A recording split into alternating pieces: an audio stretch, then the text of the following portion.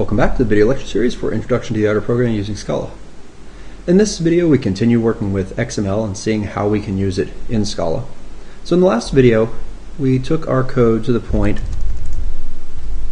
where we could read in our XML data file. Let's go look at our data file.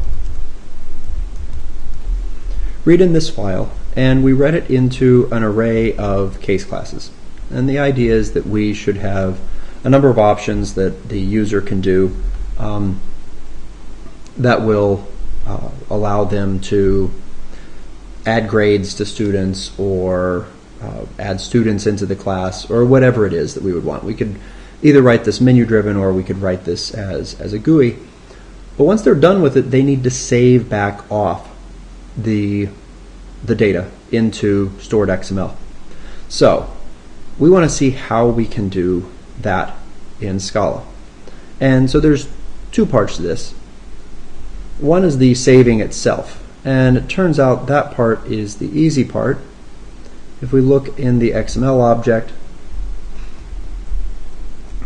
we saw and used load file earlier. There is a save option where you give it a file name and a node, and all of the other options are optional in the sense that they have values for you. And we're supposed to pass it an XML node. Okay, this is what we're writing out to that file. So for the saving, after we had done whatever changes we would want to do, it would be xml.save, and I'm going to call it grades2.xml so that we can tell that it is distinctly different. It is different from before. And now we somehow need to build a node out of all of these students. Now the node itself, notice this isn't supposed to be a sequence of them, this is just one, because an XML file only has one node, one element at the top, and so it needs to be the grades element, and which of course we can type directly into our Scala code. And then inside of here, we would need to somehow convert all of the student data into XML. Now I showed you previously that we can type stuff directly in. We can type XML directly into Scala. However, that was all literals. In other words, it didn't do any processing. It didn't take it from data. So in order to get Scala code to generate stuff to put inside of the XML, we have to put it inside of curly braces. And so what I'm going to do here is I want to run through all of the students, and I want to map them onto we're going to write let's make a student to XML function. And we can write that up here. Def student to XML. And this is supposed to take a student, we'll just call it S here, and it's supposed to return to us an XML node. Now, of course, what a student node looks like is it starts with student and it ends with /student. So I'll go ahead and in here put student /student, and the student is supposed to have a name. Well, just like before, I put this inside of curly braces, and it's s.name. Okay. What the Scala compiler is really doing here is it's going back and forth between an XML parsing mode and a Scala parsing mode.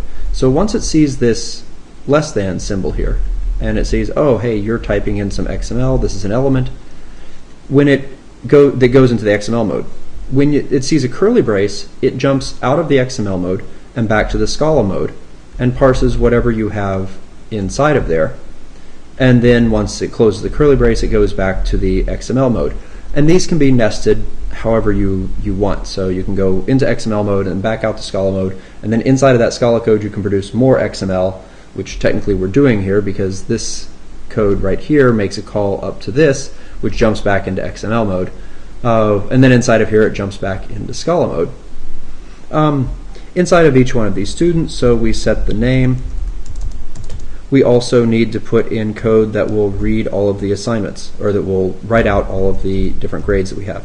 So s.quizzes.map, and just like we did before, it will be helpful to write a function that converts one of our grade objects into XML. Earlier, when our toStudent used a function that we wrote called toGrade, so student XML is going to use grade to XML, and it's going to take a grade object called D and return a node to us. We'll come back and we'll write that in just a second.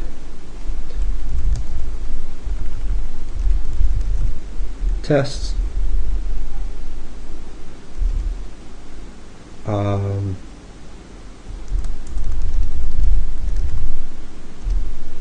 Now, this is a little bit problematic here. The way that I've encoded this, all of these right now are, well, to understand the problem, let's come up to here. And, well, now I run into the problem. What do I type here? So if this were a quiz, I would type in quiz and say value equals g dot value slash quiz. And the problem here, well, so okay, so the problem here is, what if this isn't a quiz? What if this is some other type of node?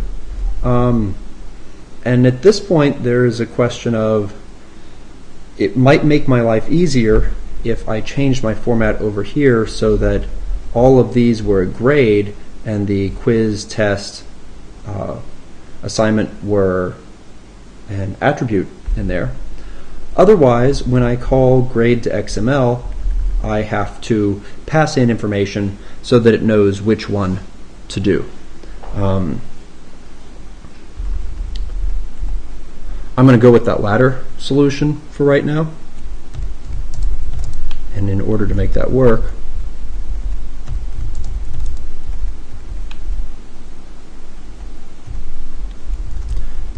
I'm not going to use the simple notation. So in, comma, I'll use a string for, no, there we go. In, comma, test. And I have to admit, there's a part of me that is not 100% happy with how I'm doing this right here. But given what you know, this might be about the best that we can do.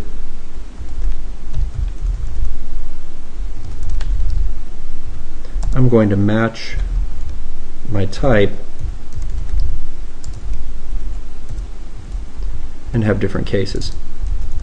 So there is a case for quiz, in which case I return this.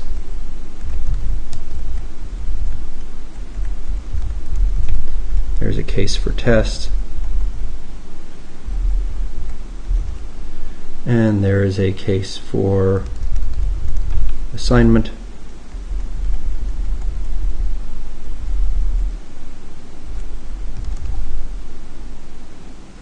Okay, I just want to see if that will run, how many typos I have. It is not complete. Line 22. Error identify under, oh, type is a keyword in Scala, so I'm just going to go with T there.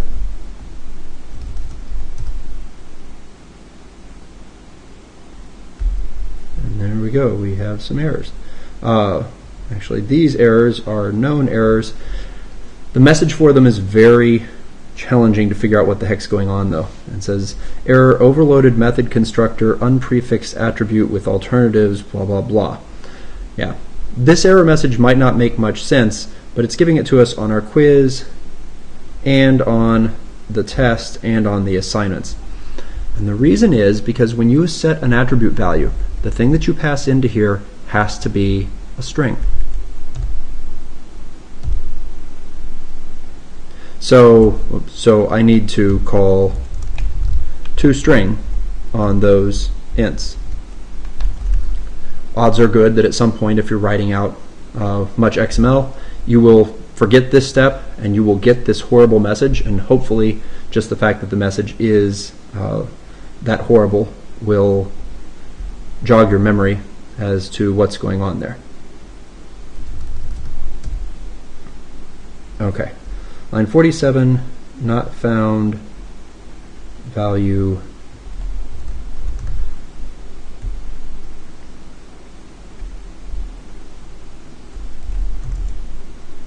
grades.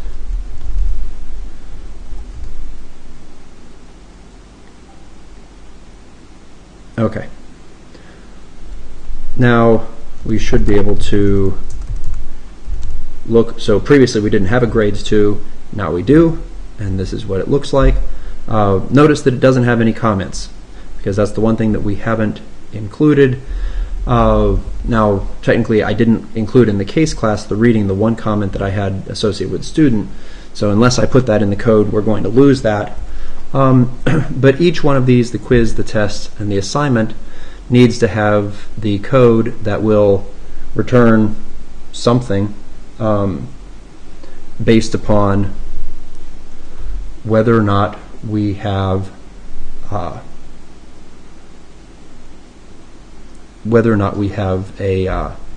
comment in here. And as I'm typing this, I realize, you know what, I have never tried to put something based off of an option. So I need to go into the Scala mode, definitely. And I'm pretty sure that the problem I'm going to run into here is one dealing with, so g dot comment match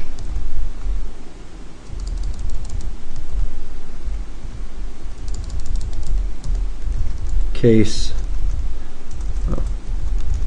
sum C. I want to output comment C slash comment. And the problem is, what do I do in the case of none? I need to return something.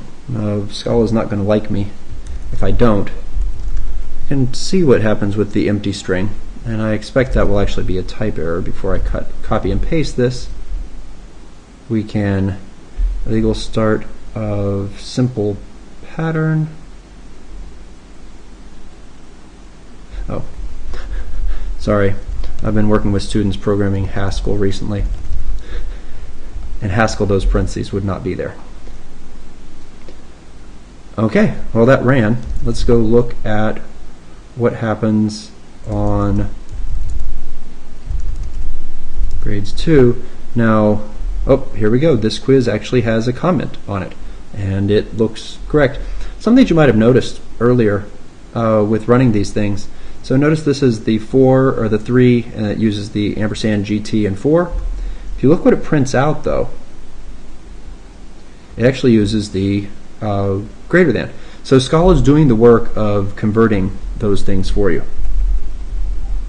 Now I could comment or copy these 4 lines and paste, paste, paste. Instead of doing that, because I really hate copying code like that, def make comments. Sure. It's going to return. What is? Oh, that I'm fine. For td paste. I can get rid of that. Shift J that to pull it up there. And then inside of here I can call make comments.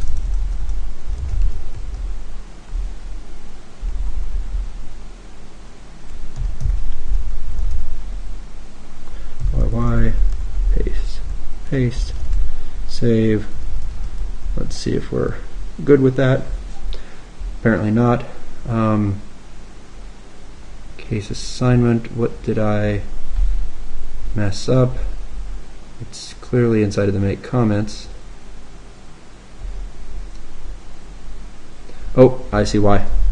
I decided to make it so this whole thing was a match, and I can't do that if I'm going to do this.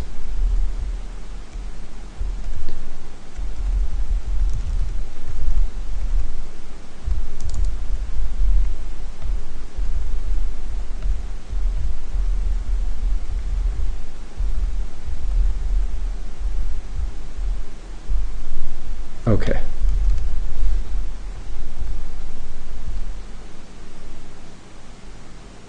And there we go. And if I less our XML file, we have a comment for the test on the first student and a comment for the quiz on John Doe. We've lost the actual XML comment that was in here. We've also lost the comment that was on the student because we did not include code to make it so that students have comments associated with them.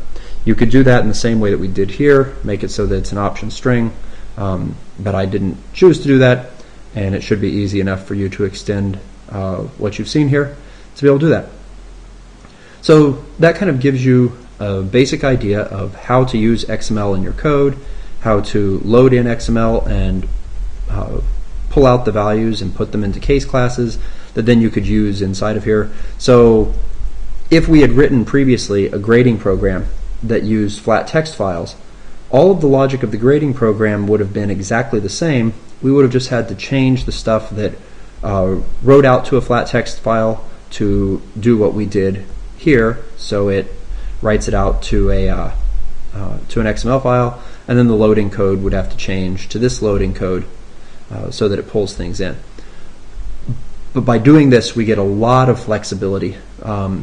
We get the ability to have data that is easily transportable to other programs and that kind of shows you the meaning that's in there. The files are going to be a little bit larger because XML is not a very brief way of writing your data out, but it's highly transportable and it's very informative, and there are lots of places that use it, so it's definitely useful for you. I hit an A there, to be able to work with it. So that's it for now, and we'll see you again soon.